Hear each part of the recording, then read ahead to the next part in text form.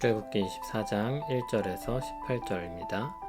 키워드는 언약식, 새 언약, 감사함과 돌아봄입니다. 또 모세에게 이르시되 너는 아론과 나답과 아비후와 이스라엘 장로 70명과 함께 여호와께로 올라와 멀리서 경배하고 너 모세만 여호와께 가까이 나아오고 그들은 가까이 나아오지 말며 백성은 너와 함께 올라오지 말지니라. 모세가 와서 여호와의 모든 말씀과 그의 모든 율례를 백성에게 전하매 그들이 한 소리로 응답하여 이르되 여호와께서 말씀하신 모든 것을 우리가 준행하리이다. 모세가 여호와의 모든 말씀을 기록하고 이른 아침에 일어나 산 아래에 제단을 쌓고 이스라엘 12지파대로 12기둥을 세우고 이스라엘 자손의 청년들을 보내어 여호와께 소로 번제와 화목제를 드리게 하고 모세가 피를 가지고 반은 여러 양푼에 담고 반은 제단에 뿌리고 언약서를 가져다가 백성에게 낭독하여 듣게 하니 그들이 이르되 여호와의 모든 말씀을 우리가 준행하리이다. 모세가 그 피를 가지고 백성에게 뿌리며 이르되 이는 여호와께서 이 모든 말씀에 대하여 너희와 세우신 언약의 피니라. 모세와 아론과 나답과 아비후와 이스라엘 장로 70인이 올라가서 이스라엘의 하나님을 보니 그의 발 아래에는 청옥을 편듯하고 하늘같이 청명하더라. 하나님이 이스라엘 자손들의 존귀한 자들에게 손을 대지 아니하셨고 그들은 하나님을 뵙고 먹고 마셨더라. 여호와께서 모세에게 이르시되 너는 산에 올라 내게로 와서 거기 있으라. 내가 그들을 가르치도록 내가 율법과 계명을 친히 기록한 돌판을 내게 주리라. 모세가 그의 부하 여호수아와 함께 일어나 모세가 하나님의 산으로 올라가며 장로들에게 이르되 너희는 여기서 우리가 너희에게로 돌아오기까지 기다리라. 아론과 훌이 너희와 함께 하리니 무릇 일이 있는 자는 그들에게로 나아갈지니라 하고 모세가 산에 오르매 구름이 산을 가리며 여호와의 영광이 시내 산 위에 머무르고 구름이 엿새 동안 산을 가리더니 일곱째 날에 여호와께서 구름 가운데서 모세를 부르시니라. 산 위에 여호와의 영광이 이스라엘 자손의 눈에 맹렬한 불같이 보였고 모세는 구름 속으로 들어가서 산 위에 올랐으며 모세가 40일 40야를 산에 있으니라. 아멘. 모세가 언약서를 백성들 앞에서 선포하는 장면입니다. 하나님의 말씀을 따라 아론과 나답과 아비후와 장로 70명이 산으로 올라와서 경배합니다. 참고로 나답과 아비후는 아론의 아들입니다. 하지만 가까이 나올 수는 없었습니다. 가까이 나올 수 있는 것은 모세에게만 허락되었습니다.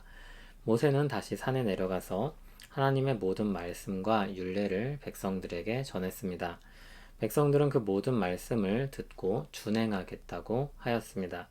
모세는 그 모든 말씀을 기록하고 이제 공식적인 언약식을 시작합니다.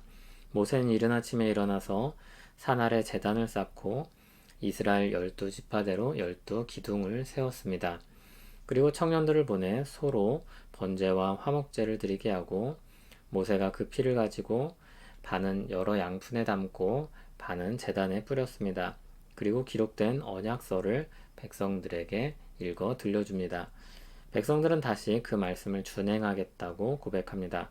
모세는 양푼에 담았던 피를 백성들에게 뿌리며 하나님과 언약이 맺어졌음을 선언합니다.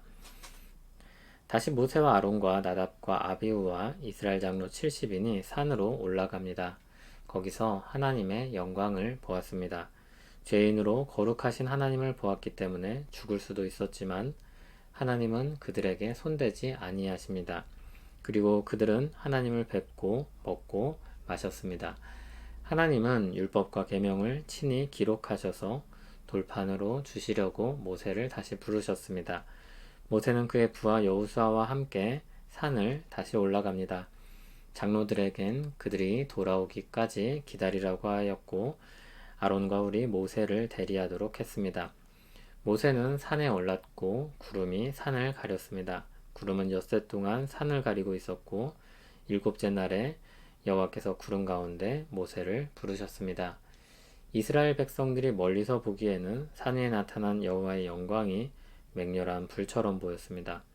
모세는 산 위에 구름 속으로 들어갔습니다. 그리고 40일을 거기서 머무르게 됩니다. 19장부터 시작된 언약식과 관련된 사건이 이렇게 마쳐집니다. 하나님께 구원받은 백성들에게 하나님의 법이 주어졌습니다. 하나님 나라에 속한 백성이 지키고 따라야 할 삶을 위한 법이었습니다. 그리고 이제 공식적으로 그 법을 따르는 사람들로서 부름을 받고 있고 하나님 앞에서 언약을 맺게 됩니다. 하나님은 이스라엘의 하나님이 되시고 이스라엘은 하나님을 섬기게 됩니다. 공식적인 절차를 통해 언약 관계가 된 것입니다. 예수님은 제자들과 마지막 식사를 나누시면서 새 언약을 제정하셨습니다. 그 언약식에는 그리스도의 피를 상징하는 포도주를 함께 나눴습니다. 그리스도의 피로 맺는 언약의 식사를 함께 한 것입니다. 하나님과 이스라엘이 언약 관계로 묶이듯이 그리스도와 그를 믿는 사람들이 언약 관계로 묶인 것입니다. 그리스도의 피로 하나 된 언약 백성들인 교회는 성찬이라는 공식적인 의식을 따라서 이 식사를 나눕니다. 언약을 맺고 식사를 하는 일은 서로의 관계를 확인하는 의식입니다. 언약서에 쓰인 서로를 향한 의무들로 묶이고 그것을 시행하는 당사자들로서 함께 먹고 마시는 것입니다. 하나님은 하나님의 백성을 신실하게 지키시며 인도하실 것입니다. 하나님의 백성은 하나님을 섬기고 그분의 말씀을 따라서 살 것입니다. 그런 관계로 묶였음을 드러내는 식사가 바로 이 언약의 식사입니다.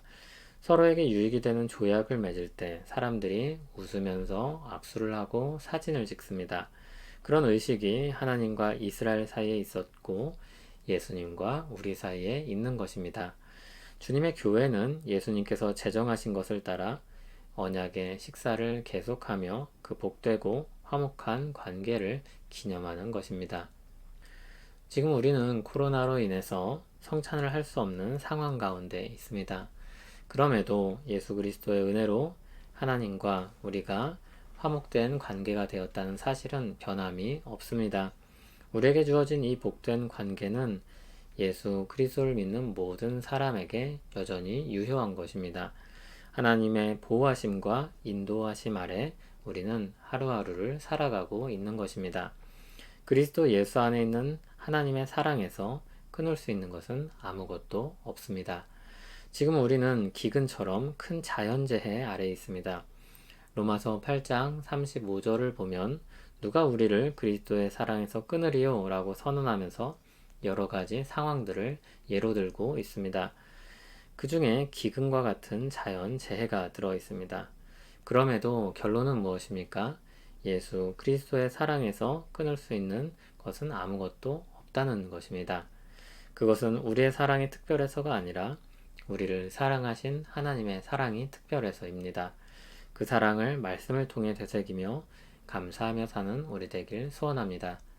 또 한 가지 생각해 볼 것은 고린도전서 11장에 예수님이 제정하신 성찬에 대해서 사도 바울이 가르치는 말씀이 나옵니다. 언약의 식사에 대해서 말하면서 자기를 살피고 그 후에야 떡을 먹고 잔을 마시라고 했습니다. 그러므로 우리는 복된 성찬을 나누지 못하는 현실에 안타까워하고 괴로워하면서도 또 한편으로는 우리 자신을 돌아보아야 합니다. 괴롭고 힘들고 답답한 시기이지만 자신을 돌아볼 꽤 긴 시간이 우리에게 주어진 것입니다. 오늘도 주님 앞에 이 말씀들을 읽으며 하나님과 언약을 맺은 사람들로서 우리 자신을 살피는 하루 되길 바랍니다. 또 이스라엘 백성들이 그랬듯이 우리도 주의 말씀을 따르겠다는 믿음의 고백을 가지고 또 하루 사는 우리 되기를 바랍니다. 하나님 아버지, 우리가 놀라운 사랑을 받아 그리스도의 피로 언약을 맺고 화목한 관계가 되었습니다. 그 은혜로운 사랑에 감사하며 찬양을 올려드립니다. 하나님의 말씀을 다시 듣고 새기며 언약 백성으로서 말씀을 따라서 살기 원합니다. 우리를 지키고 인도하여 주실 줄 믿으며 기도합니다. 예수님 이름으로 기도합니다. 아멘.